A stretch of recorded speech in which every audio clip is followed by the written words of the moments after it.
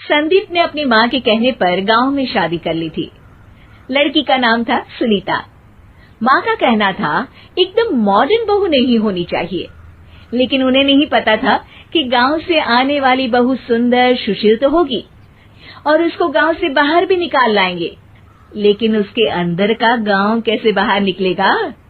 शादी के कुछ दिन बाद, माँ टिफिन तो देना जरा।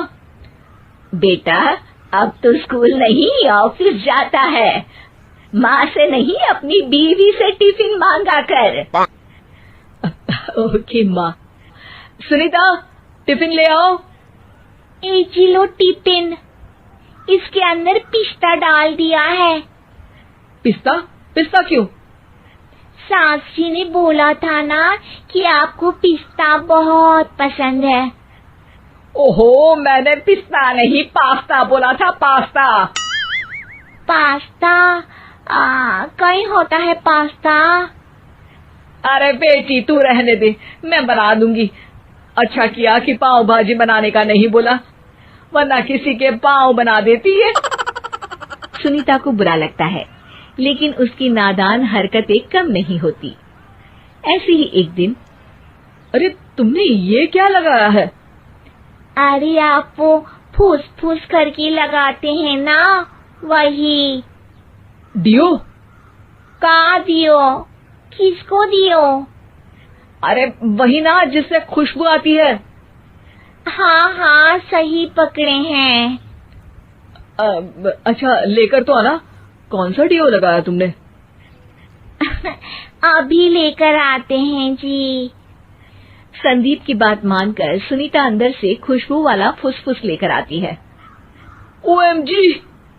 OMG मतलब ओ माय गणेश ना। अरे OMG छोड़ो, और ये खुशबू वाला फुसफुस की बात कर रही थी तुम? हाँ इसी की, फिर से सही पकड़े हैं। अरे देवी, लेकिन आप सही नहीं पकड़े हैं, ये डियो नहीं है। डियो नहीं है तो क्या लियो है?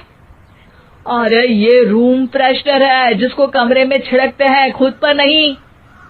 कोई बात नहीं, माँ कहती थी आत्मा किराएदार है, शरीर एक किराए का कर्म। हम शरीर पे ये डाल लिए तो क्या फर्क पड़ जाएगा। अरे बहू, ओ बहू, मेरे लिए फल तो ले आ, फिर मैं बाजार जाऊंगी। सुनीता अपनी सास के लिए फल लेकर आती है। अरे बेटा, पपीता, तरबूज और सेब फल ऐसे कैसे खा लूं? काट कर तो ले आ। माँ जी, मेरे गांव में तो खेत से उठा के सीधा खा लेते हैं। अरे ये तेरा गांव नहीं है ना। अरे संदीप, तू ही कुछ समझा देना इसको बेटा। मैं कैसे समझाऊं माँ, ये तो माइक्रोवेव को भी भट्टी बोलती है।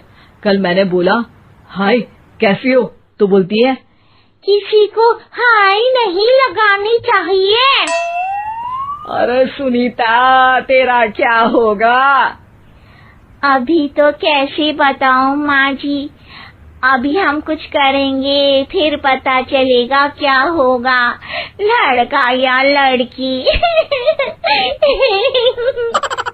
हे भगवान, कहाँ से आ गई है?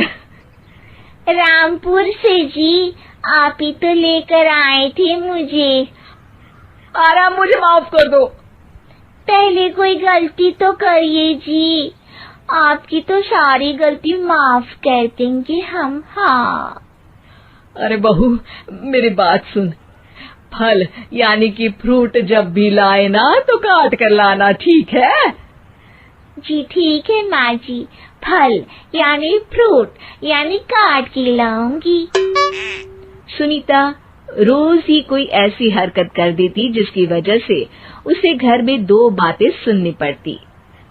एक दिन, माँ मेरे बॉस घर पर आने वाले हैं शाम को, उनका बर्थडे है, फैमिली साथ नहीं रहती उनके, तो यही पार्टी कर लेंगे। उनको अच्छा लगा तो शायद मेरा प्रमोशन भी हो जाएगा।